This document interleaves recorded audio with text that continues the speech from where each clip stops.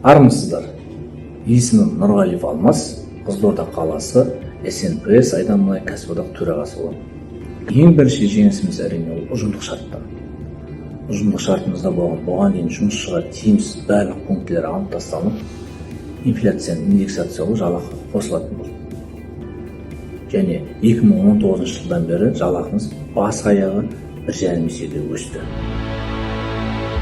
2025 жылы сәуірдің 10 жұлдызынан бастап осы Қостанай облысындағы 16 мың медициналық қызметкерлердің кәсіби санаттары қорғалып, қайтадан төлене басталды. Ал кәсіби санат бізде 21 жылдан бастап тоқтап қалған болатын.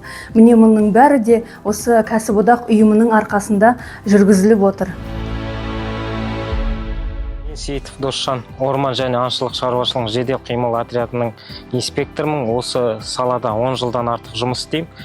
Біздің жұмыстың басты мақсаты мемлекеттік орман қорындағы ағаштардың заңсыз кесілуін және жануарлар дүниесінің ең басты мақсатымыз ол орман өрттерін алдын алу және сөндіру болып табылады. Осы біз күн сайын, күн-түн демей осы табиғатымызды қорғау мақсатында рейдтік шара жүргізіп, қиын әрі қауіпті жағдайда жұмыс істеп келеміз. Осындай жұмыс жағдайында кәсіподақтың қолдауы өте маңызды. Кәсіподақ ұйымы бізге денсаулығымызды қалпына келтіру мақсатында шипажайларға жолдама беріп, қолдау көрсетіп келеді. Осы кәсіподақ ұйымына біздің осындай қамқорлықпен және көмек беріп келе жатқанда үлкен алғысымызды білдіреміз. Азаматтық қызметші болып табылмасақ та, ұжымдық шарт арқылы бізге 24 күннің орнына 30 күндік еңбек демалысы мен емделу жәрдемақысы беріледі. Бұл кәсіподақтың еңбек адамына жасаған құрметі деп білемін. Мен Оспанова Кәмшат Айбасқызы, жұмылдыру және шұғыл жұмыстар орталығының кезекші маманымын.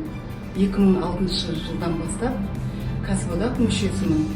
2023 жылы ауысымдық жұмыс жасайтын кезекші мамандар мен қарауылдардың айлық ақылары туралы сұрақтар мен облыстық кәсіподаққа жүгінген болатынбыз.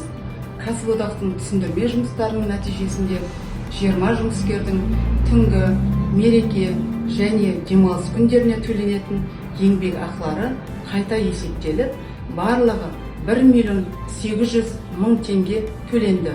Кәсіподақ қызметіне алғысымды білдіремін.